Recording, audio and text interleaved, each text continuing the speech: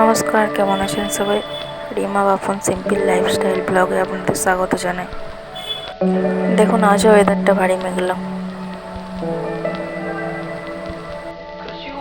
এই গাছগুলো দেখতে পাচ্ছেন, এই গাছগুলো আমি বসিয়েছি। গাছ বসানোর মতো সেরকম কোনো জায়গা নেই, তবে এখানটায় একটু জায়গা পেয়েছি, তার জন্য এখানেই বসিয়ে দেখলাম যদি একটু ফল হয়। আমার গফুসোনা দেখুন কীরকম বসে আছে।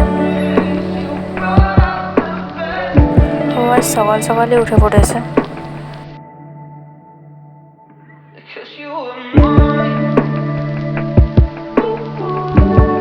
তো ওর সাথে আমি কথা বলে ঘরটা একটু গোছাতে শুরু করলাম।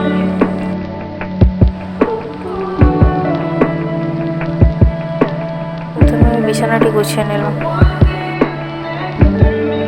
তো আমরা যেহেতু এখানে মেঝেতেই শুই, তার জন্য আমাদের বিছানায় মেঝেতেই করতে হয়।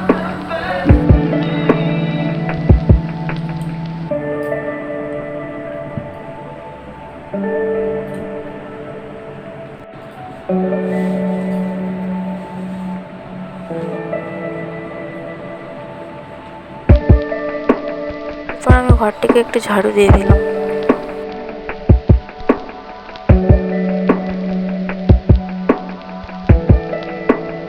এই জায়গাটি দেখুন, এই জায়গাটি প্রতিদিনই আমাকে গোছাতে হয়। প্রতিদিন আমি গোছাই আর প্রতিদিনই এই জায়গার জিনিসের দিক থেকে অধিক হতে থাকে।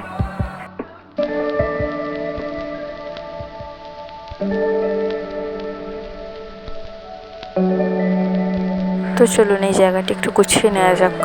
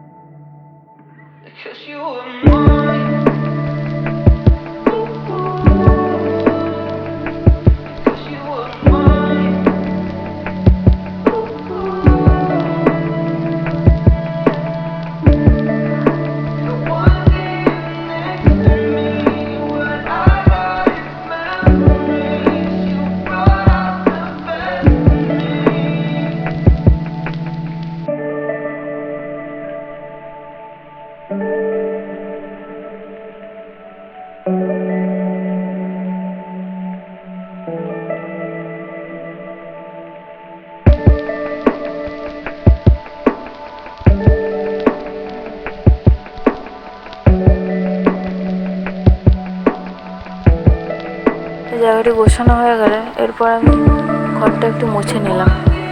তো আমার ঘরটি মোছা গেছে, এরপর আমি বাসন রাখা জায়গাটা একটু গুছিয়ে নেব।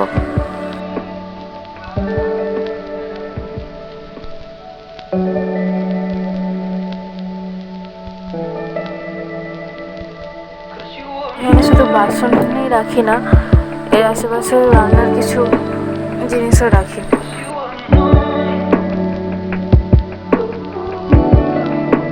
তো আমার বাসনগুলো গোছানো হয়ে গেছে। এখানে যে একটি বড় জার দেখতে পাচ্ছেন, এটি হচ্ছে একটা জলের জার। যেহেতু আমাদের খাবার জলটা কিনতে হয়, তার জন্য এই জারটি কেনা হয়েছে। এতে আমরা খাবার জলে রাখি। এরপর আমি যে জামা কাপড়গুলি ধুয়ে রেখেছিলাম, সেই জামা কাপড়গুলি মিলে দিলাম। যেহেতু আমাদের ঘরটি একটু ছোটো, তার বাইরে কোনো জায়গা নেই যেখানে জামা কাপড় দেবো, তার জন্যই এই ঘরেতেই আমাকে জামা কাপড়গুলো দিতে হয়। তো এরপর আমি রান্না করবো, তার জন্য রান্নার দিকে গেলাম। হাজব্যান্ড বাজার থেকে একটি লাউ নিয়েছিল, তো ভাবলাম সেটাই আজ রান্না করবো। তো প্রথমে লাউয়ের খোসাগুলো ছাড়িয়ে নিচ্ছি।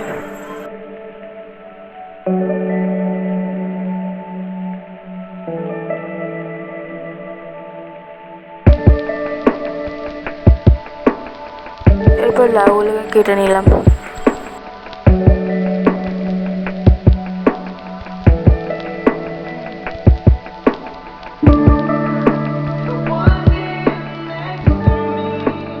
মধ্যে কিছু আলু দেবো, তার জন্য আলুগুলি ছাড়িয়ে কেটে নিলাম।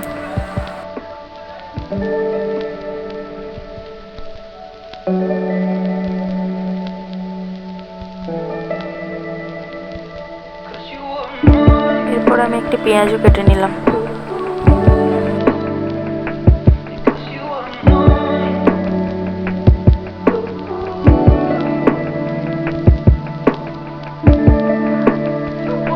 তো আমি সাধারণত এই শিলনোড়াতেই মশলা বাটি, তো দেখুন আমার শিলনোড়া আছে। সব কিছু করা হয়ে গেছে। এরপর আমি কড়াটা বসিয়ে দিলাম। আমি লাউয়ের ঝোল করব, তার জন্য আলুগুলিকে এবং লাউটিকে একটু অল্প সিদ্ধ করে নেব। প্রথমে আমি কড়াইতে একটু জল দিয়ে দিলাম।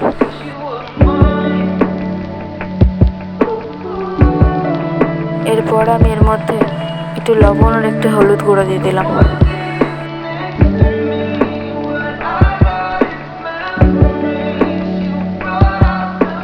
এরপর আমি কেটে রাখা লাউগুলো এবং আলুগুলোকে দিয়ে দিলাম।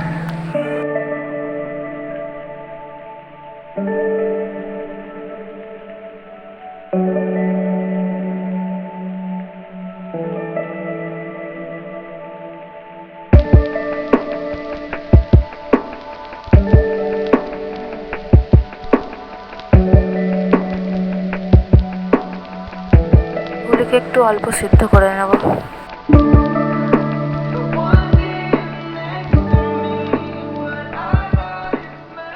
তো লাউটি এবং আলুগুলো সিদ্ধ হয়ে গেছে। এরপর আমি এগুলোকে নামিয়ে নেব।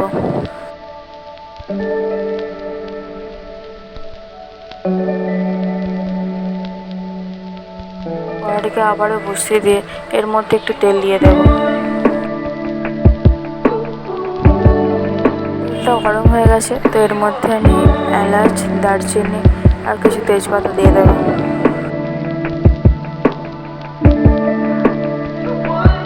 এরপর কেটে রাখা পেঁয়াজগুলি দিয়ে দেবো।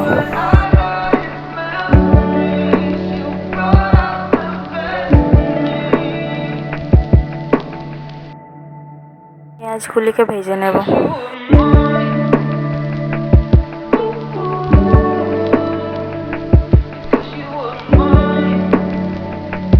পেঁয়াজগুলি ভাজা হয়ে এসেছে, তো এর মধ্যে বেটে রাখা মশলাটা দিয়ে দেবো। এটাকে কিছুক্ষণ ভেজে এর মধ্যে লবণ, হলুদ গুঁড়ো এবং লঙ্কা গুঁড়ো দিয়ে দেবো।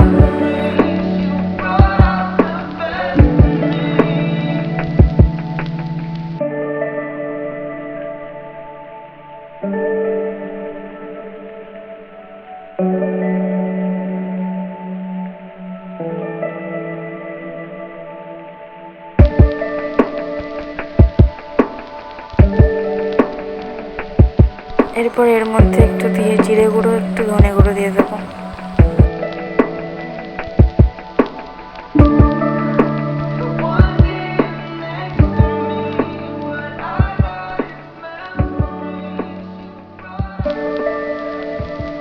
এটি কষানো হয়ে গেলে এর মধ্যে সিদ্ধ করে রাখা লাউ এবং আলুগুলিকে দিয়ে দেবো।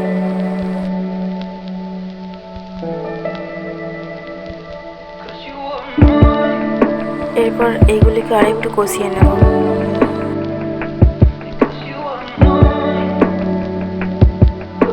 এর মধ্যে একটু অল্প জল দিয়ে দেব।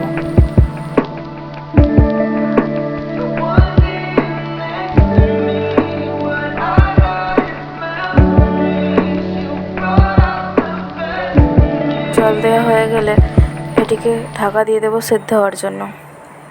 তো তার মধ্যে আমি পাত্রেও চাপিয়ে দিয়েছিলাম আরেকদিকে। আলুগুলি সেদ্ধ হয়ে গেছে, তো এর মধ্যে একটু জিরে গুঁড়ো দিয়ে দেবো।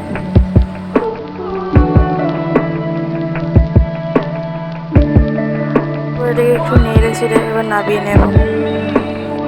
তো আমার রান্না হয়ে গেছে।